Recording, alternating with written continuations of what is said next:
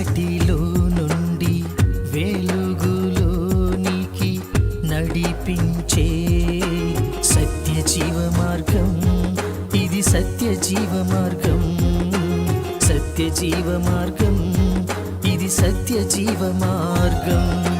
మార్గం సత్యం జీవం, మార్గం సత్యం జీవం.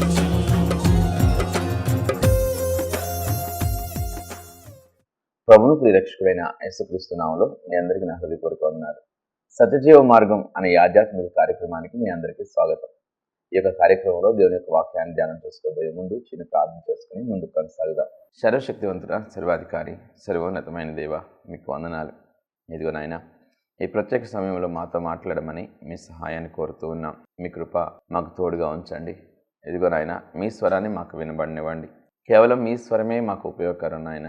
ఏ మనిషి స్వరము, ఎవరి స్వరము మాకు ఉపయోగకరం కాదు, కానీ మీ స్వరం మాకు ఉపయోగకరం, మీ స్వరం మాకు ఆదరణ, మీ స్వరం మాకు నాయన మేలు చేస్తుంది నా ప్రభు. అలాంటి మీ స్వరాన్ని మాకు వినబడినివ్వమని మీ సహాయాన్ని అనుగ్రహించమని ప్రభు యేసు నామములో ప్రార్థించి వేడుకుంటున్నాను నా తండ్రి, ఆమేన్. ప్రియులారా, చాలా పరిస్థితుల్లో మనం చూస్తూ ఉంటాం, ఎంతో నిరాశ కలుగుతూ ఉంటుంది. చాలా నిరాశపడుతూ ఉంటారు.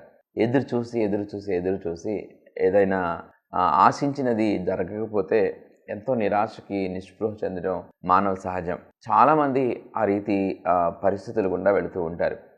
అయితే ఈనాటి పాఠ్యభాగంలో మనం నేర్చుకోబోయే అంశం నిరాశ పడవద్దు. ఎందుకని నిరాశ పడకూడదంటే, మనతో ఉన్న దేవుడు గురించి ఆలోచన చేసి, మనల్ని ప్రేమిస్తున్న దేవుడు మనతో ఉండి ఎలాంటి కార్యాలు చేయగలడు అన్న విషయాలను ఆలోచన చేస్తూ మనం నిరాశపడాల్సిన అవసరం లేదు అన్న సత్యాన్ని గ్రహించడానికి ప్రయత్నం చేద్దాం. ప్రియులారా, చాలా సార్లు ఆయా పరిస్థితులు అంత నిరాశనికి కలిగజేస్తూ ఉంటాయి. చాలా నిరాశను కలిగజేస్తూ ఉంటాయి. సో కొన్ని పరిస్థితులకి మన ప్రమేయం ఉండదు. అంటే మన నిర్ణయం వలన మన జీవితం ఎలా అయిపోయింది, మనం వేసిన అడుగు వలన ఇలాంటి పరిస్థితి దాపురించింది అనే పరిస్థితి ఉండదు. అంటే వేరొకళ్ళ వలన కూడా మన జీవితం తారుమారయ్యే పరిస్థితి ఉంటుంది. అలాగే అనుకోకుండా కూడా సడన్గా జీవితం తారుమారయ్యే పరిస్థితి ఉంటుంది. ఒక ఆడపిల్ల గురించి ఉదాహరణగా మనం చూస్తే, వివాహం అయ్యేంత వరకు ఆ ఆడపిల్ల తల్లిదండ్రుల దగ్గర చాలా అపురూపంగా, మరి చాలా గౌరవంగా, చాలా సంతోషంగా గడిపి ఉండొచ్చు. సో తల్లిదండ్రులు ఏదో ఒక వ్యక్తిని చూసి చాలా వారు ఆలోచన చేసి, మంచి ఉద్యోగం ఉంది, ఆస్తిపాస్తులు ఉన్నాయి, ఏమంటే తల్లిదండ్రులు ఉన్నారు, ఇలా బంధుబాలుగా ఉంది, చాలా మంచి కుటుంబము, నా బిడ్డ కుటుంబంలోకి వెళ్తే సుఖం వస్తుంది, నా బిడ్డ సంతోషం కలుగుద్ది, నా బిడ్డకి కొంచెం ఆసరాగా ఉంటుంది అని ఆశపడి ఆడపిల్ల తల్లిదండ్రులు తన కుమార్తెకు వివాహం చేస్తూ ఉంటారు. అయితే ఆ అవతలి వ్యక్తి గురించి కొన్ని వరకు పరిగణలోకి తీసుకోవచ్చు, కొన్ని వరకు పసిగట్టవచ్చు, కొన్ని వరకు మనం తెలిసిన వారిని కనుక్కొని ఆరా తీసి వారి దగ్గర తెలుసుకోవచ్చు. అయితే ఆ వివాహం అయిన తర్వాత కొన్ని విషయాలు తెలిసినప్పుడు అతను మంచివాడు కాదని, కానీ అతను సరిగ్గా భార్య పట్ల ప్రేమను చూపించకపోయినా, అతడు వేరొక స్త్రీ పట్ల ఆశ కలిగి ఉన్న ఈ ఇత్యాది విషయాలు, అతనికి ఒకవేళ దురలవాట్లు ఉన్నా కూడా ఇత్యాది విషయాలన్నీ ఒక్కొక్కసారి వివాహం అయిపోయిన తర్వాత కూడా తెలుస్తాయి. అది ఆ యొక్క తప్పిదంలో, అలాంటి పరిస్థితుల్లో ఆడపిల్ల తప్పేమైనా ఉందంటే ఆడపిల్లకి తప్పే ఉండదు. ఆడపిల్ల తను తల్లిదండ్రులు చూసి ఆ సంబంధం చేశారు కాబట్టి. అలాగే తల్లిదండ్రులు తప్ప అంటే వాళ్ళ వరకు వాళ్ళు తీసుకోవాల్సిన జాగ్రత్తలు తీసుకున్నారు. అలాగే కొంతమంది కొన్ని అప్పుల ఊబిలో కూరుకుపోయి చాలా ఇబ్బందులు పడుతూ ఉంటారు. సో ఇలాంటి పరిస్థితుల్లో వారికి ఉన్న పరిస్థితిని బట్టి నిరాశపడుతూ ఉంటారు. ఆడపిల్ల నా భర్త మంచోడు కాదని, నా భర్త త్రాగుబోతని, అలాగే నా భర్త నన్ను ప్రేమించట్లేదని, అలాగే ఈ అప్పుల పాలైపోయిన వాళ్ళు ఈ అప్పులన్నీ తీరటానికి, ఇదిగో నాకు ఈ 10 లక్షలు అప్పు అయిపోయాను, నాకు ఈ 10 లక్షలు అప్పు అయిపోయిన తర్వాత ఎలా నేను ఈ 10 లక్షల అప్పు తీర్చగలను, ఏ ఉద్యోగం చేసి తీర్చగలను, ఏ వ్యాపారం చేసి తీర్చగలను, ఏం అమ్మేసి తీర్చగలను, నాకు ఈ 10 లక్షల అప్పు తీర్చగలిగే అవకాశాలే కనిపించడం లేదు, ఎప్పటికి తీరుస్తాను, ఇదిగో నేను కష్టపడిందంతా రెక్కలు ముక్కలు చేసుకుని కష్టపడింది ఈ వడ్డీల పాలైపోతుంది అని చాలామంది నిరాశ చెందుతూ ఉంటారు. ఇదిగో ఇంతకాలంగా నేను ప్రార్థన చేస్తున్నాను, దేవుడు నన్ను ఎందుకు కనికరించట్లేదు, దేవుడు ఎందుకు నాకు సహాయం చేయట్లేదు అని నిరాశపడుతూ ఉంటారు. 1 సంవత్సరం 2 సంవత్సరాలు ప్రార్థన చేసి నిరాశపడుతూ ఉంటారు. ఇదిగో నాకు ఈ సమస్య ఉంది, నాకు ఈ వ్యాధి ఉంది, వ్యాధి నాకు ఎందుకు తగ్గట్లా, ఎందుకు నన్ను ఇబ్బంది పెడుతుంది, అని నిరాశ చెందుతూ ఉంటారు. ప్రియులారా, నేడు దేవుడు మీతో మాట్లాడుతున్న మాట ఏంటంటే నిరాశపడవద్దు. నిరాశపడాల్సిన అవసరం, భయపడాల్సిన అవసరం లేదు. విశ్వాసం ఉంచండి దేవుని మీద. దేవుడు కార్యం చేస్తాడండి. దేవుని నమ్మండి. ఇదిగో దేవుడు నా దేవుడు, శక్తి కలిగిన వాడు, ఎలాంటి పరిస్థితినైనా మార్చగలడని విశ్వసించండి. విశ్వసిస్తే అద్భుతాన్ని మీరు చూడగలుగుతారు. నమ్ముట నీ వలన అయితే నమ్మువానికి సమస్తం సాధ్యమైన కదా దేవుని యొక్క వాక్యం చెప్తుంది. సో ఆ నమ్మకాన్ని కోల్పోయేటట్టుగా సాతాను చేస్తాడు. మీరు అల్పవిశ్వాసులుగానో అవిశ్వాసులుగానో మారిపోనట్లుగా సాతాను ప్రలోభ పెడతా ఉంటాడు, దారి మళ్ళిస్తాడు, ఆలోచనలు మళ్ళిస్తాడు. ఎవరైతే వారి మనసును దేవుని మీద నిలుపుకోగలుగుతారో, మరి ఆయన మీద ఆనుకోగలుగుతారో, ఆయన మీద అచంచలమైన విశ్వాసాన్ని కలిగి జీవిస్తూ ఉంటారో, ఆయన వైపు చూస్తారో, వారు ఖచ్చితంగా ఎలాంటి పరిస్థితుల్లోనైనా సరే సురక్షితంగా వారు దాటగలరు, అవతల వడ్డీకి వారు చేరగలుగుతారు.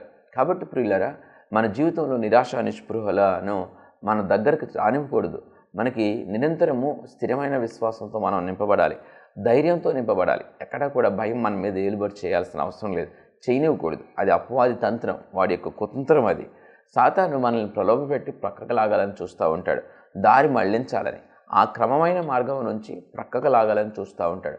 కాబట్టి మనం విశ్వాసాన్ని కోల్పోకూడదు, నిరాశపడకూడదు అన్న సత్యాన్ని గ్రహించాలని మీకు మనవి చేస్తున్నాను.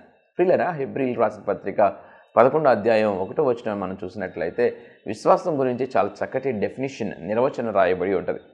విశ్వాసం అన్నది నిరీక్షింపబడి వాటి యొక్క నిజస్వరూపమును అదృశ్యమైనవి ఉన్నవి అనుటకు రుజువునై ఉన్నది. విశ్వాసం అంటే నిరీక్షింపబడే వాటి యొక్క నిజస్వరూపం. మీరు దేనికోసమైతే నిరీక్షిస్తున్నారో, ఇదిగో అప్పులు తీరాలని మీరు నిరీక్షిస్తున్నారు, అప్పులు తీరాలని ప్రార్థన చేస్తున్నారు.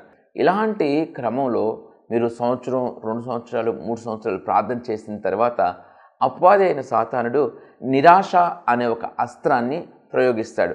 ఒక నిరాశ ఛాయ మిమ్మల్ని అలముకుంటూ ఉంటుంది. సో ఇంతకాలం 3 సంవత్సరాలు నా కష్టం నేను వడ్డీ పాలైపోయింది, ఇంకా ఎప్పటికి నాకు ఉన్న ఈ అప్పులు తీరుతాయి, ఎప్పటికీ నా పరిస్థితి మారుతుంది, ఎప్పటికీ ఒక స్థితికి నేను చేరుకోగలుగుతాను, ఒక నెమ్మదికరమైన స్థితికి నేను చేరుకోగలుగుతాను, ఇక ఇది సాధ్యం కాదేమో, ఇది ఇక ఈ జీవితానికి నా వల్ల కాదేమో అని ఒక నిరాశ ఛాయ అలుముకునేటట్లుగా అపవాదైన సాతాను చేస్తాడు. అలాంటి నిరాశ అనే ఛాయ మిమ్మల్ని అలుముకున్నప్పుడు మీరు ఒకవేళ వాడి ఉచ్చులో పడిపోతే, ఆ నిరాశ అనే ఫీలింగ్లో పడిపోతే, ఆ బాధలో, ఆ వ్యాధనలో, ఆ యొక్క భయంలో పడిపోతే, ఆ నిరాశలో పడిపోతే విశ్వాసం మెల్లగా అవిశ్వాసంగా మారిపోయి సొంత ఆలోచనలను, సొంత నిర్ణయాలను, సొంత అడుగులు వేసేయడం మొదలెడతా ఉంటారు. అవి మరింత ఒక మనిషి ఊబిలో నుంచి బయటికి రావడానికి ఒక రాంగ్ వేలో ప్రయత్నం చేస్తే ఏ రీతిగా అయితే అతను ఊబిలో మరింత కూరుకుపోతాడో అలాగే మరింతగా ఆ సమస్యల్లో కూరుకుపోతూ ఉంటారు. అవిశ్వాసం చేత, అల్పవిశ్వాసం చేత నిరాశ పాలై వారు తప్పటి అడుగులు వేసి ఆ అప్పుల ఊబిలో కానీ, ఆ సమస్యల ఊబిలో కానీ మరింతగా కూరుకుపోతూ ఉంటారు. అందుకనే నిరాశ రాకూడదు. నిరాశ నీ మీద ఏలుబడి చేస్తున్నప్పుడు సరి అయిన మనసు మీకు ఉండదండి, సరైన నిర్ణయం తీసుకోలేరు. ఒక మనిషి నిరాశతో, ఒక డిప్రెషన్తో ఉంటున్నప్పుడు అతను వేసే అడుగులు కానీ, అతను తీసుకునే నిర్ణయాలు కానీ అంత యాక్యురేట్గా, అంత నిర్దిష్టమైనవిగా, అంత కరెక్ట్ అయినవిగా, మేలు చేసేవిగా ఉండవు. ఒక్కొక్కసారి అలాంటి డిప్రెషన్లో, అలాంటి నిరాశలో తీసుకునే నిర్ణయాలు ఒకసారి నష్టాన్ని కలిగిస్తాయి, లేకపోతే ఒక్కోసారి రాబోయే మేలుని ఇంకా ఆలస్యం చేస్తాయి, లేకపోతే ఒక్కోసారి ఇంకా వ్యాధనకరమైన పరిస్థితులని తీసుకుని వస్తాయి. కాబట్టి నిరాశ అనేది మనల్ని చేరుకోకుండా, మనల్ని అలుముకోకుండా మనం ధైర్యంగా ఉండాల్సిన వారమై ఉన్నాం. ఎందుకంటే దేవునికి అసాధ్యమైంది ఏదీ లేదని నమ్మాల్సిన అవసరం ఉంది. సౌలు పౌలుగా మారాడు, మనందరికీ తెలుసు. పౌలుగా మారి ఎంత గొప్ప సేవ చేశాడు, ఎంత గొప్ప పనులు చేశాడు, ఎంతమందికి దేవుని స్వార్థను అందించాడు, ఎన్ని సంఘాలకి తను మార్గదర్శకం అయ్యాడు, ఎన్ని సంఘాలకి ఆయన దేవుని స్వార్థను, దేవుని యొక్క వాక్యాన్ని బోధించాడు, దేవుని ఉద్దేశాలను బోధించాడు. ఆలోచన చేయండి ప్రియులారా. ఈ పౌలు ఒకప్పుడు ఏంటి? సౌలు. ఈ సౌలు అప్పుడు ఏం చేసేవాడు? అప్పుడు ఎక్కడైనా క్రైస్తవులు కనిపిస్తే అగ్గి మీద గుగ్గిలం అయ్యేవాడు. ఎక్కడైనా క్రైస్తవులు కనిపిస్తే భయంకరమైన కోపంతో ఊగిపోయేవాడు. ఎక్కడైనా క్రైస్తవులు కూడి ప్రార్థన చేసుకుంటా ఉన్నారంటే వారిని కొట్టి బంధించేవాడు, వారిని హింసించేవాడు, వారిని ఊచకొత కోసేవాడు. అంత కోపిష్టి, అంత భయంకరుడు, మరి అంత కక్కసత్వంతో నిండిపోయిన వాడు సౌలు. అలా అనేక మంది క్రైస్తవుల్ని హింసిస్తున్నప్పుడు, అనేక మంది క్రైస్తవుల్ని బాధిస్తున్నప్పుడు, సంఘాలను బాధిస్తున్నప్పుడు అనేక మంది సౌలు కొరకు ప్రార్థన చేస్తుంటారు. ప్రభువా, ఈ పరిస్థితిని మార్చు, ఈ పరిస్థితిని మార్చు, ఇదిగో ఇలాంటి భయంకరమైన శ్రమల నుంచి మమ్మల్ని విడిపించు, ఈ సౌలుని మార్చు, ఈ సౌలుని మార్చు, సౌలు చేతిలో నుంచి మమ్మల్ని విడిపించు, మమ్మల్ని రక్షించు అని అనేక రకాలుగా ప్రార్థన చేస్తుంటారు. చాలా కాలం ప్రార్థన చేసిన తర్వాత దేవుడు కలుగు చేసుకున్నాడా లేదా? సౌలు జీవితంలో దేవుడు కలుగు చేసుకున్నాడు. దేవుడు స్వయంగా కలుగు చేసుకుని దేవుడు మాట్లాడినప్పుడు సౌలు అంతటి వాడు ఎలా మారిపోయాడంటే క్రూరుడు, భయంకరుడు, హానికరుడు. అలాంటోడు చాలా సౌమ్యం కలిగిన, చాలా చాలా సాధు స్వభావం, సాత్వికం కలిగి ఉండేవారిని సాధువు అంటారు. సాధువు అనగా సాత్వికమైన మనసు కలవాడు. సాత్వికమైన మనసు కలిగిన వాడుగా సాధువుగా మారిపోయాడు ఆ సౌలు. క్రూరుడు, భయంకరుడు, హానికరుడు. అలాంటి హానికరుడు, అలాంటి క్రూరత్వంతో నింపబడినవాడు, అలాంటి కర్కసత్వంతో నింపబడినవాడు సాత్వికమైన మనసు కలిగిన ఆ పౌలుగా మార్చబడ్డాడు. ప్రియులారా, దేవునికి అసాధ్యమైంది ఏదీ లేదు. ఏ మనిషినైనా మార్చగలడు. కొంతమంది స్త్రీలు అనుకుంటారు, నా భర్తకి మారనే మారడు, భయంకరమైన తాగుబోతూ, ఎంతో కాలంగా వాళ్ళ అమ్మ ప్రార్థన చేసింది, నేను ప్రార్థన చేస్తున్నాను, ఇది ఎంత ప్రార్థన చేసినా మారనోడు ఇక మారతాడని నమ్మకం ఏంటి, ఇక ఎప్పటికీ మారడు అనే ఒక నిరాశతో, ఒక నిస్పృహతో మరి వారి నోటితోనే వారు అవిశ్వాసపు మాటలు మాట్లాడుతూ ఉంటారు. అది ఎంతవరకు సమంజసం ఆలోచన చేయండి. మీరు ఎవరిని అవమానిస్తున్నారు? దేవుణ్ణి అవమానిస్తున్నారా? దేవుడు ఇప్పటి వరకు మార్చలేదు, ఇంక అతనే మారుతాడంటే దేవుని శక్తిని మీరు మీ నోటితో తోలనాడతారా? దేవుడు శక్తి కలిగిన వాడు. ఖచ్చితంగా ఆయన కలుగు చేసుకుంటే ఏ పరిస్థితిని ఎలాగైనా మార్చగలడు. దేవుడు ఆ వ్యక్తిని మార్చాలనుకుంటే ఒక్క రోజు చాలు, ఒక్క గంట చాలు. అంతే. దేవుడు కలుగు చేసుకుంటే సౌలు పౌలుగా మారిపోయాడో నీ భర్త కూడా అలా మారిపోతాడమ్మా. ఖచ్చితంగా ఆలోచన చేయండి. ఖచ్చితంగా విశ్వాసం ఉంచి ప్రార్థన చేయండి. నిరాశపడొద్దు, విశ్వాసాన్ని ఎక్కడ కోల్పోవద్దు. ఇదిగోండి, పేతురు నేల మీద నడవాలనుకున్నాడు.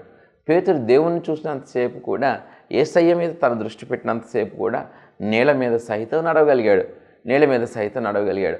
ఎప్పుడైతే తన మనసు దేవుని మీద నుంచి ఆ యొక్క సమస్యల మీదకి, అనగా గాలి మీదకి, ఆ యొక్క సముద్రం మీదకి, ఆ పరిస్థితుల మీదకి తన దృష్టి మళ్ళిందో అప్పుడు మునిగిపోసాగాడు. ఒకవేళ ఎలాంటి సమస్యలైనా మీకు ఉండొచ్చు, ఎలాంటి కష్టాలైనా, ఇబ్బందులైనా, అప్పులైనా, అనారోగ్య పరిస్థితులైనా, ఏమండి గొడవలైనా, కలహం అయినా, ఎంత ఇబ్బందికరమైన పరిస్థితి అయినా మీకు ఉండొచ్చు. నిరాశపడవద్దు, ధైర్యాన్ని కోల్పోవద్దు, విశ్వాసాన్ని కోల్పోవద్దు. సో వాటి వంక చూడొద్దు. మీరు ఎవరి వంక చూడాలంటే ప్రభువైన యేసుక్రీస్తు వంక చూడండి. మీ కనులు ఎత్తాల్సింది దేవుని వైపు. కొండల తట్టు మీ కనులెత్తినా మీకు సహాయం రాకపోవచ్చు. కొండల తట్టు మీరు కనులెత్తినా, కొండలాంటి మనుషుల తట్టు మీరు కనులెత్తినా వారెవరూ పట్టించుకోకపోవచ్చు. మీరు ప్రభువైన యేసుక్రీస్తు వైపు మీరు చూసినట్లయితే, మరి దేవాతి దేవుని తట్టు మీ కనులు ఎత్తినట్లయితే ఖచ్చితంగా మీకు సహాయం వస్తుంది. మీరు నిరాశపడొద్దు, ధైర్యాన్ని కోల్పోవద్దు. దేవుని వైపు మీ కనులెత్తండి. అలాంటి సమస్యల్లో, అలాంటి నీటి మీద సైతం నడవగలిగే శక్తిని దేవుడు మీకు అనుగ్రహిస్తాడు. మీరు ఆయన వైపు చూసినంతసేపు నడవగలుగుతారు. మీ సమస్యల మీద, మీ ఇరుకుల మీద, మీ ఇబ్బందుల మీద మీరు చాలా టీవీగా నడవగలుగుతారు. సో మీరు వాటి మీద నడిచి ఘనతను పొందుకోగలుగుతారు. చాలా సమస్యలు ఉండొచ్చు జీవితంలో. కొంతమందికి చాలా జీవితంలో సమస్యలు ఉంటాయి, కానీ వారికి సాక్షి జీవితం ఉంటుంది. ఎన్ని సమస్యలున్నా వారిని తోలనాడేవారు కానీ, వారిని ఒక మాట అనేవారు కానీ, వారిని ఇబ్బంది పెట్టేవారు కానీ, వారిని దూషించేవారు కానీ ఉండరు. ఎందుకంటే వారి జీవితంలో సాక్ష్యం అనేది ఉంది. వారి జీవితాన్ని పరిశీలన చేసినప్పుడు వారి భక్తి జీవితం సమాజానికి కనిపిస్తూ ఉంటుంది. వారి భక్తి జీవితాన్ని బట్టి, దేవుడంటే వారు కలిగి ఉండే భయాన్ని బట్టి, వారు కలిగి ఉండే క్రమమైన జీవితాన్ని బట్టి వారు దేవుణ్ణి గణపరుస్తూ ఉంటారు. ఇదిగో ఎన్ని సమస్యలున్నా చూడు, ఆవిడ ఎంత చక్కగా దేవునికి నమ్మకస్తురాలుగా జీవిస్తుందో. ఎన్ని సమస్యలోనండి ఆవిడకి చాలా ఇబ్బందులు. భర్త మంచోడు కాదు, బిడ్డలు మంచోడు కాదు, అప్పులు పాలైపోయింది. అయినా ఆవిడ ఎంతో దేవుడు అని ఎంతో నమ్మకంగా ఉంటుందండి. ఎంతో చక్కగా దేవుని మీద ఆనుకుంటుంది అని దేవుణ్ణి ఎరగని వారు, అన్యజనులే, దేవుణ్ణి తెలియని వారు, దేవుని దగ్గరికి రానివారే నీ గురించి సాక్ష్యం పలుకుతూ ఉంటారు. కాబట్టి నిరాశపడి నిస్పృహలతో నిండిపోయి మన మనసు దేవుని మీద నుంచి లోకం వైపు తిప్పుకోకూడదండి. దేవుడు సర్వశక్తివంతుడు. చనిపోయిన లాజర్ని కూడా ఆయన పిలిస్తే చనిపోయిన వాడు ప్రేత వస్త్రాలతో కట్టబడి సమాధిలో పెట్టబడిన వాడు మరి ఆ ప్రేత వస్త్రాలతో లేచి నుంచి బయటకు వచ్చేసినట్లుగా మనం చూస్తూ ఉన్నాం. చచ్చిపోయిన లాజరుని ఆయన లేపాడండి. సో కాబట్టి దేవునికి అసాధ్యమైంది ఏదీ లేదు. సో ఎముకలతో నిండిపోయిన ఆ యొక్క గూళ్ళో మరి వారితో ఆ యొక్క ఎముకలతో మాట్లాడినప్పుడు, ప్రవక్త ఎముకలతో మాట్లాడితే ఆ ఎముకలు కూడా మహాసైన్యంగా మారినాయి. దేవునికి అసాధ్యమైంది ఏదీ లేదు. దేవునికి సమస్తము సాధ్యమే. కళ్ళు లేనివాడు దేవుణ్ణి అడిగితే, కుంటివాడు దేవుణ్ణి అడిగితే, పక్షవాతంతో నింపబడిన వాడు దేవుణ్ణి అడిగితే, దయ్యంతో ఉన్నవాడి గురించి దేవునితో అడిగితే, సమస్త మనుషులు కూడా దేవుని దగ్గర నుంచి మేలు పొందుకున్నారు. అంతెందుకు పౌలు మరి ఆ యొక్క ఓడ ప్రయాణంలో దేవుడు చెప్పాడు మీకు ఏమవ్వదని, అలాగే ఆ ఓడలో ఉన్న వారికి ఏమవ్వలేదు. అలాగే ఆ యొక్క ద్వీపంలో పౌలుని పాము కరిచింది, పౌలు దేవుని మీద విశ్వాసం ఉంచాడు, దేవుని మీద నమ్మకం ఉంచాడు, ఏమి కాల. కాబట్టి మీ యొక్క సమస్యల్లో, మీ అప్పుల్లో, మీ ఇబ్బందుల్లో మీరు వాటి తట్టు చూడకండి, మునిగిపోతారు. దేవుని తట్టు చూడండి, ఖచ్చితంగా దేవుడు వాటి నుంచి విడిపించగలిగిన వాడు. యేసయ్య ఖచ్చితంగా వాటి నుంచి విడిపించగలిగిన వాడు. ఖచ్చితంగా గొప్ప కార్యంతో నింపుతాడు. ఆయన కార్యాలు మన కనులకు ఆశ్చర్యములు అని రాయబడింది. ఆయన కార్యాలు మన కనులకు ఆశ్చర్యములు.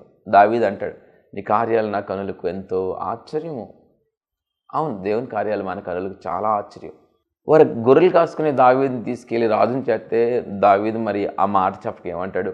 కాబట్టి ఆలోచన చేయండి, ఖచ్చితంగా దేవుడు కార్యం చేస్తాడు. మీ పరిస్థితి దేని గురించి మీరు చింతపడుతున్నారో, దేవుడు ఎందుకని ఈ వాక్యాన్ని మీకు అందిస్తున్నాడు, ఈ స్వరాన్ని, ఈ మాటలు మీకు అందిస్తున్నాడు, ఆలోచన చేయండి ప్రియులారా. అనారోగ్యం కోసం చింతిస్తున్నారా? అయ్యో నన్ను పట్టించుకునే వాళ్ళు లేరు, నన్ను చూసుకునే వాళ్ళు లేరు, నా ఆలనా పాలన చూసేవారు లేరు, నా బిడ్డలు నా దగ్గర లేరే, అయ్యో లెగ్గలేకపోతే కనీసం పలకరించేవారు లేరే, గ్లాసులు మంచినీళ్ళు ఇచ్చేవారు లేరే, సమయానికి ఒక ముద్ద పెట్టేవారు లేరే, టిఫిన్ వేసేవారు లేరు, అన్నం పెట్టేవారు లేరు, అయ్యో ఎందుకు నా జీవితం అని నిరాశపడుతున్నారా? నిస్పృహతో నిండిపోతూ ఉన్నారా? ప్రియులరా, దేవుడు మీ పక్షాన ఉన్నాడు, మీతో ఉంటాడు, ఖచ్చితంగా మీకు ఆరోగ్యాన్ని ఇస్తాడు. దావా నాకు పరిస్థితి ఇది అని మీరు ఆయన దగ్గర మొరపెట్టుకోండి. మీరు ఆయన దగ్గర కన్నీరు విడవండి. మనుషుల దగ్గర మీరు కన్నీరు విడుస్తుంటే మీ కుటుంబం గౌరవం పాడైపోతూ ఉంటుంది, మీ కుటుంబం పరువు పోతూ ఉంటుంది, మీ కుటుంబం బజార్ పాలవుతూ ఉంటుంది, మీ కుటుంబం పరువు బజార్ పాలవుతూ ఉంటుంది. ఆ నోట ఈ నోట నోటుకొచ్చిందలా చెప్పుకుంటూ ఉంటారు. మీరు ఎవరి దగ్గర ఏడవాలి వాళ్ళ దగ్గర ఏడిస్తే బాగుంటుంది కదండి. దేవుని దగ్గర ఏడవండి, దేవుని దగ్గర మీ సమస్యలు చెప్పుకోండి. ఇది ప్రభు నా పరిస్థితి. సహకారాలు ఆయన ఏర్పాటు చేశాడు, అవసరమైతే దేవదూతలను ఏర్పాటు చేశాడు. ఏదో నీ బిడ్డలే వచ్చి నీకు సహాయం చేయాల్సిన అవసరం లేదు, నీ ఇంటి పక్కన వాళ్ళే నీకు సహాయం చేసేటట్టు ఆయన చేయగలడు. లేకపోతే నీ బిడ్డల మనసుని మార్చగలడు, నీ వైపు తిప్పగలడు. దేవునికి అసాధ్యమైంది ఏమీ లేదు. భర్త మనసు భార్య వైపు తిప్పగలడు, బిడ్డల మనసు తల్లిదండ్రుల వైపు తిప్పగలడు, భార్య మనసు భర్త వైపు తిప్పగలడు, భర్త మనసు భార్య వైపు తిప్పగలడు, తల్లిదండ్రుల మనసు పిల్లల వైపు తిప్పగలడు, పిల్లల మనసులు తల్లిదండ్రుల వైపు తిప్పగలడు. దేవునికి అన్నీ సాధ్యమేనండి. ఎలాంటి జబ్బు నుంచైనా నేను విడిపించగలడు, ఎలాంటి అనారోగ్య పరిస్థితుల నుంచైనా నేను విడిపించగలడు. డాక్టర్లు ఎలా చెప్పినా నీ జబ్బు గురించి, ఎలా చెప్పినా నీ జబ్బు గురించి ఖచ్చితంగా ఆయన విడిపించగలడు. నీ భర్త ఎలాంటోడైనా ఆయన మార్చగలడు. ఎలాంటోడైనా ఎంత దుర్భరమైన జీవితంలోకి వెళ్ళిపోయినా దేవుడు నీ భర్తను మార్చగలడు. ఎంతో కాలంగా నువ్వు ప్రార్థన చేసి ఉండొచ్చు. అమ్మ, నిరాశపడి ఆ విశ్వాసాన్ని కోల్పోకూడదు. యేసు ప్రభు శక్తి కలిగిన దేవుడు. విశ్వాసం అంటేనే నిరీక్షణ, విశ్వాసం అంటేనే అదృశ్యమైనవి. నీ కనులకు ఏవైతే కనబడతలేదో అవి ఉన్నవి అనడానికి, ఏవైతే నువ్వు కనులతో నీ చూడలేవో అవి వచ్చినాయి, అవి సమకూరినాయి అని నమ్మడమే విశ్వాసం అంట. చాలామంది అలాంటి విశ్వాసంతోనే దేవుని ఎట్లా భయభక్తులు కలిగి జీవించారు. అలాంటి విశ్వాసమే నీకుంటే ప్రభువుని మెప్పించాలని, ప్రభువుని గెలవాలని, ఇదిగో ప్రభు మనసుని గెలవాలని చక్కగా ఎప్పుడు కూడా దేవునికి నమ్మకంగాను విధేయతతోనూ ఆయన ఆరాధించే స్త్రీగా, ఆరాధించే పురుషునిగా నువ్వు ఉండాలి. కానీ ఇదిగో నిరాశ నిస్పృహలకు లోనై, భయానికి లోనై నీ సొంతంగా ఏదో ఒకటి చేసేసుకుంటూ, నీ సొంతంగా తప్పుడు నిర్ణయాలు తీసేసుకుంటూ, రాంగ్ స్టెప్స్ వేసేసి వర్రీ అయిపోతున్నావేమో. చాలా నష్టపోతూ ఉంటారు, చాలామంది నష్టపోతూ ఉంటారు. సో దేవునికి అసాధ్యమైంది ఏది లేదని నమ్మండి చాలు. ఆయన చూస్తున్నాడు. ఏమని మొట్టమొదట తండ్రిగా ఆయన మనకు తెలుసు. ఓల్డ్ టెస్ట్మెంట్లో, పాత నిబంధనలో తండ్రిగా మనకు తెలుసు. మోషేతో మాట్లాడాడు, అబ్రహాంతో మాట్లాడాడు, యాకోబుతో మాట్లాడాడు, ఏమండి యోసేపు, ఏమండి వీళ్ళందరూ దావీదు, వీళ్ళందరూ తండ్రి అయిన దేవునితో వారి కన్వర్జేషన్, వారి రిలేషన్ ఉన్నట్టుగా మనం చూస్తూ ఉన్నాం. సో అదంతా కూడా తండ్రి అయిన దేవుడు ఎంత గొప్ప ఆశ్చర్యమైన కార్యాలను చేశాడు చూడండి. ఎన్నో మేలులు చేశాడు. ఐగుప్తు దేశంలో బానిసత్వంలో మగ్గిపోతున్న ఇశ్రాయేలీల్ని వారిని విడిపించి పాలు తేనెలు ప్రవహించు సమృద్ధికరమైన దేశాన్ని వారికి ఇచ్చాడు. సమృద్ధికరమైన దేశాన్ని యోసేపు అన్నల చేత అమ్మివేయబడిన వాడికి తోడుగా ఉండి సో తనకి అంచెలంచెల ఆశీర్వాదాన్ని ఇవ్వటం, ఆ యొక్క దేశానికి గవర్నర్ అయ్యేటట్టుగా చేశాడు. సో దేవునితో మనం ఉంటే చాలా మేలండి. దేవుని గట్టిగా పట్టుకుని ఉంటే చాలా మేలు. యాకోబు గట్టిగా పట్టుకున్నాడు, నువ్వు దీవిస్తే కానీ వదలను అన్నాడు. యేసయ్యని గట్టిగా పట్టుకోండి, అటు గంతు ఇటు గంతు కుప్పి గంతులు వేస్తూ ఉండకండి. సో దేవుని యొక్క ఆరాధన క్రమాన్ని భయంతో శ్రద్ధతో మీరు పాటించండి. ఇదిగో నాకు ఊరు వెళ్ళే పని ఉంది, నేను ఊరు వెళ్ళిపోతున్నాను, ఈరోజు చర్చికి వెళ్ళడం కుదరదులే అని అనుకుంటారు. కొంతమంది నిర్లక్ష్య ధోరణితో ఉంటారు, అసలు భయం అనేది లేకుండా ఉంటారు. దేవుని సన్నిధికి మానేయటానికి భయం ఉండాలండి, భయం ఉండాలి. అలాంటి భయము అసలు మీలో కలగటం లేదంటే మీరు బ్రతుకున్న స్థితిలో లేరు. చచ్చిపోయినా కాంప్రమైజ్ అయిపోయిన జీవితంలో ఉన్నారు. కాంప్రమైజ్ అయిపోయే లైఫ్ అంటే విశాలమైన మార్గం. కాంప్రమైజ్ అయిపోతారు కదండి. అవకాశం ఉంటే దేవుని సన్నిధికి వెళ్తారు, అవకాశం లేకపోతే దేవుని సన్నిధికి వెళ్ళకోకుండా ఏదైనా ఫంక్షన్ వస్తేనో, లేకపోతే ఏదైనా పని పడితేనో, లేకపోతే ఎవరైనా బంధువులు వస్తేనో ఏమాత్రం కూడా దేవుని సన్నిధికి వెళ్ళలేదు అనే స్పృహ కానీ, అమ్మో దేవుని సన్నిధికి వెళ్ళకపోతే ఎలా అనే భయం కానీ అస్సలు ఉండదు. కొంచెం కాలు నొప్పి అయితే మందిరం మానేస్తారు, కొంచెం నడు నొప్పి అయితే మందిరం మానేస్తారు, ఒళ్ళు నొప్పులు అయితే, తలనొప్పి అయితే, కొంచెం అలసటగా ఉంటే, బంధువులు వస్తే, ఏమంటే పనులు ఎక్కువ ఉంటే, ఫంక్షన్కి వెళ్ళాల్సి వస్తే మందిరం మానేస్తారు, కూడిక మానేస్తారు. మందిరానికి వెళ్ళాలండి. మందిరానికి వెళ్తున్న ద్వారా దేవుని కూడికలో పాలుపంపులు పొందడం ద్వారా, ఆ యొక్క ఆరాధన క్రమంలో పాలుపంపులు పొందడం ద్వారా విశ్వాసం అనేది స్థిరపరచబడుతూ ఉంటుంది. విశ్వాసం అనేది పురికొల్పబడుతూ ఉంటుంది. అలా కాకుండా ఒక్కరోజు దేవునికి దూరంగా ఉండి చూడండి, ఆ తర్వాత రోజుల్లో ఇంకా దేవునికి దగ్గరికి వెళ్ళాలనే ఆసక్తే లేకుండా అయిపోతుంది. ఒకసారి దేవుని నుంచి వచ్చే శక్తి, ఆ దేవుని నుంచి వచ్చే ఆ సన్నిధి నువ్వు అనుభవించకపోతే సాతాను మాటలు, సాతాను ప్రలోభాలు నీకు రుచికరిస్తూ ఉంటాయి. సో సాతానివి చెడు ఎప్పుడైనా రుచిగా ఉంటుంది. ఆహార పదార్థాల విషయంలో చూడండి, మీకు కీడు చేసే ప్రతిదీ చాలా రుచిగా ఉంటుంది. మీకు కీడు చేసే మటన్ రుచిగా ఉంటుంది, మీకు కీడు చేసే తీపి రుచిగా ఉంటుంది, మీకు కీడు చేసే స్వీట్లు రుచిగా ఉంటాయి, మీకు కీడు చేసే చాలా రుచిగా ఉంటాయి. రుచిగా ఉన్నాయి కదా తింటే చాలా అనారోగ్యం వస్తూ ఉంటుంది, చాలా అనారోగ్యం వస్తూ ఉంటుంది. కాబట్టి ఏది మనసుకు తోస్తే, ఏది మనకు నచ్చితే, ఏది మనకు రుచికరిస్తే దాని వైపు మొగ్గిపోయేటట్టుగా మనం వెళ్ళకూడదు. దేవునికి అనుకూలస్తులుగా దేవుని మీద నమ్మకంతో మనం ఉండాల్సిన అవసరం ఉంది. దేవుని మీద విశ్వాసాన్ని మనం కలిగి జీవించాల్సిన అవసరం ఉంది. దేవుని మీద విశ్వాసం కలిగి జీవించాలి. ప్రియులారా, నిరాశ నిస్పృహల వైపు వెళ్ళొద్దు. చాలా జాగ్రత్తగా ఉన్నా. దేవునికి సమస్తము సాధ్యమే. ఆయన మారుస్తాడు పరిస్థితుల్ని. సో ఈ యొక్క చిన్న విషయాలకే మందిరం మానేసే పరిస్థితి మీకుంటే మీరు ఎలా విశ్వాసంలో నిలవగలుగుతారు? ఎలా నిరీక్షణలో మీరు నిలవగలుగుతారు? సో ఆ ఫంక్షన్ ఉంది, ఈ ఫంక్షన్ ఉందని మీరు దేవుని మందిరాలకు వెళ్ళకోకుండా ఉంటే ఎలా మీరు దేవునితో అనుసంధానంలో ఉండగలుగుతారు? ఒక్క వారం మాని దూరంగా ఉంటే చాలండి. ఒక్క వారం దూరంగా ఉంటే చాలు. ఒక్క కూడికకు దూరంగా ఉంటే చాలు.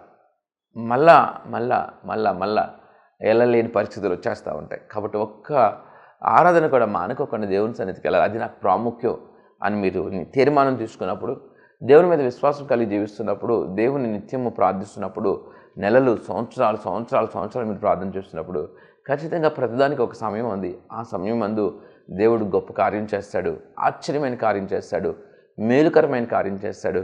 మీ కనులకు ఆశ్చర్యం కలిగించే ఆయన కార్యాలు కంటికి కనపడవు, చెవులకు వినపడవు, హృదయానికి గోచరం కావు, అర్థం కావు. హృదయానికి అద్భుతంగా చేస్తాడు. సో ఆ వ్యక్తి మారడనుకున్న ఆ వ్యక్తిని మారుస్తాడు. ఈ పరిస్థితి మారదనుకున్న పరిస్థితిని మారుస్తాడు. ఈ అప్పులు తీరవనుకున్న అప్పులను తీరుస్తాడు. ఈ రోగం తగ్గదనుకున్న రోగాన్ని తగ్గిస్తాడు. ఎందుకు ఎలా తగ్గిందా అని ఆలోచించి అంత ఆశ్చర్యకరంగా దేవుడు తగ్గిస్తాడు. లేకపోతే ఆలోచన చెప్పి నడిపిస్తాడు. ఇదిగో ఆలోచనకర్త ఆయన, పలానా చోటుకి వెళ్ళు అని ఆలోచన చెప్తాడు, పలానా వారితో మాట్లాడని ఆలోచన చెప్తాడు. దేవుని నుంచి వచ్చే స్వరాన్ని గుర్తించి మనం నిరాశను విడిచిపెట్టి, నిస్పృహలను విడిచిపెట్టి, ప్రియులారా దేవుని యందు విశ్వాసం ఉంచి దేవునితో కలిసి నడవలసిందిగా నేను మీకు మనవి చేస్తూ ఉన్నాను. ఎక్కడ మనం విశ్వాసాన్ని కోల్పోవాల్సిన అవసరం లేదు. ఆయన చేయలేదంటే ఏది ఉండదండి, సమస్తం ఆయన చేయగలడు. కాబట్టి ప్రియులారా గ్రహిద్దాం. ఖచ్చితంగా మరొక మాట మీకు చెప్పేది ఏంటంటే, ఒకవేళ తగ్గని రోగాల చేత బాధపడుతూ ఉంటే, తగ్గని రోగాల చేత అది ఏంటో, ఏం రోగం, అది వచ్చింది ఏంటి, అసలు ఏం చేయాలి, దానికి సంబంధించిన వైద్యం ఏంటి, ఏమేమి వైద్యం ఆప్షన్స్ ఉన్నాయి, ఏమండి, లేకపోతే ఎవరిని కలిస్తే బెటరు, ఏ డాక్టర్ని సంప్రదించాలి, ఇలాంటి విషయాలు కావాలన్నా కూడా నేను వైద్య వృత్తిలో ఉన్నాను కాబట్టి మీకు దాని గురించి చెప్పగలుగుతాను. అలాగే మరి నా భర్త మారట్లేదు, నా భర్త తాగుబోతాడు, బాగా తాగి డబ్బులు నాశనం చేస్తున్నాడని మీరు బాధపడుతున్నా కూడా అలాంటి త్రాగుబోతులు మారడానికి కూడా వైద్యం ఉంటుంది. సో దేవుడు ఆ విషయాన్ని గుర్తు చేస్తూ ఉన్నాడు. సో అలాంటి పరిస్థితి ఒకవేళ ఉన్నా కూడా నిరాశ నిస్పృహలతో జీవితంలో వేదన చెందుకోకుండా ఒకసారి ఒక చెప్పబడుతున్న నంబరు స్క్రీన్ మీద కూడా వస్తుంది, ఒకసారి మీరు ఫోన్ చేయండి, ప్రార్థన చేద్దాం. అలాగే దానికి తగిన సూచన కానీ దానికి సంబంధించిన వైద్య సలహాలు కానీ ఇవ్వడానికి కూడా అవకాశం ఉంటుంది. నా నంబరు 9704359435. సో ఈ నెంబర్కి ఫోన్ చేసి మీరు ప్రార్థన చేయించుకోవచ్చు. అలాగే వైద్యపరమైన సూచనలు కూడా మీరు అడగవచ్చు. కానీ మనం దేవునితో ఉన్నప్పుడు మనం నిరాశ నిస్పృహలతో నిండిపోయి ఇక జీవితం అంతా అయిపోయింది, ఇంకా జీవితానికి అర్థం లేదని వేదనలో కూరుకుపోవాల్సిన అవసరం లేదు. ఖచ్చితంగా మన దేవుడు శక్తి కలిగిన దేవుడు, ప్రతి సమస్యకి సొల్యూషన్ చూపించగలడు. కాబట్టి దేవుని మీద విశ్వాసం ఉంచుదాం ప్రియులారా. ప్రార్థన చేసుకుందాం. మహాగణుడు పరిశుద్ధుడైన మా ప్రభువా, మీకు స్తుతులు స్తోత్రములు చెల్లిస్తూ ఉన్నాం. కృపా కనికరాలు కలిగిన దేవుడు నాయన, ఎంతమంది బిడ్డలు అయితే నిరాశ నిస్పృహలతో నిండిపోయి వేదనతో ఉన్నారు నాయన, వారిని దర్శించండి, వారిని కనికరించండి. ఏ పరిస్థితినైనా మార్చగలిగిన దేవుడివి, ఎవరినైనా మార్చగలిగిన వాడువు. ఎలాంటి పరిస్థితి నుంచైనా, ఎలాంటి అప్పుల నుంచైనా విడిపించగలిగిన వాడు నా ప్రభువా. ఎదుగునైనా బిడ్డలు ఎంతమంది బిడ్డలు అయితే వేదనతో ఉన్నారో, ఎంతమంది బిడ్డలు అయితే నిరాశతో ఉన్నారో వారిని దర్శించి తాకమని మీ పాదాలు పట్టుకుంటూ ఉన్నాం.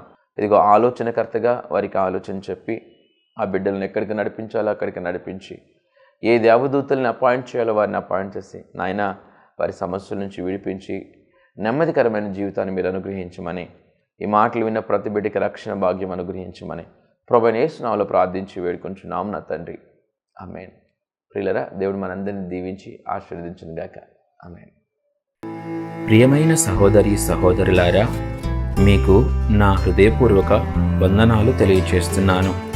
మీ ఆత్మీయ జీవితం ఎలా ఉంది? ఈ జీవన పయనంలో ఎదురయ్యే శోధనలలో విజయం పొందుకుంటున్నారా? మంచిది. మనం శోధనలను సహించి విజయం పొందటం ద్వారా మన పరలోకపు తండ్రి ఎంతో సంతోషిస్తారు.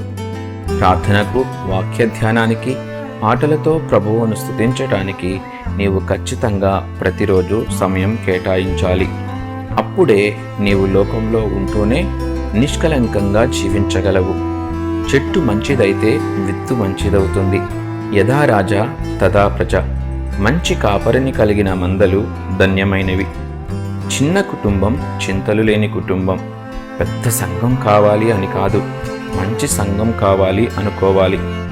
అట్టహాసాలకి, ఆడంబరాలకి, ఆటపాటలకి ఆకర్షితులు కాక ప్రభువుకు సంపూర్ణ విధేయత చూపిస్తూ మంచి నడవడిక, మంచి సాక్షి జీవితం, మంద పట్ల బాధ్యత కలిగిన కాపరిని ఎంచుకోవాలి. ఆ సంఘంతోనూ ఆ సేవకునితోనూ తద్వారా ప్రభువుతో అంటుకట్టబడి ఉండాలి. మీ కష్టార్జితం, మీ దశమ భాగాలు మీరు సంతోషంగా దేవునికి కానుక ఇవ్వాలనుకున్నప్పుడు వాటిలో శ్రేష్టమైనవి, అత్యధికమైనవి మీ సంఘ కాపరికి మాత్రమే ఇవ్వాలి. మంద కాచేవాడు మంద పాలుకి అర్హుడు. ఎక్కడో ఉండే టీవీ వర్తమానికుడు ఎంతవరకు నీ మంచి చెడ్డ పట్టించుకోగలడు? ఎంతవరకు నీ యోగక్షేమాలు పట్టించుకోగలడు? నీ కన్నీరు చూడగలిగేది, నిన్ను పట్టించుకోగలిగేది, నీవు ఆశీర్వదింపబడితే సంతోషించేది నీ సంఘ కాపరి మాత్రమే. నీ సంఘ కాపరిని సంతోషపరచు, ఘనపరచు. ఆయన కంటనీరు రాకుండా చూసుకోవాలనే కోరిక నీవు కలిగి ఉంటే ప్రభువు సమస్తం చూస్తూ ఉన్నాడు. ప్రభు సేవలో మీ జోసెఫ్ సుశీల్.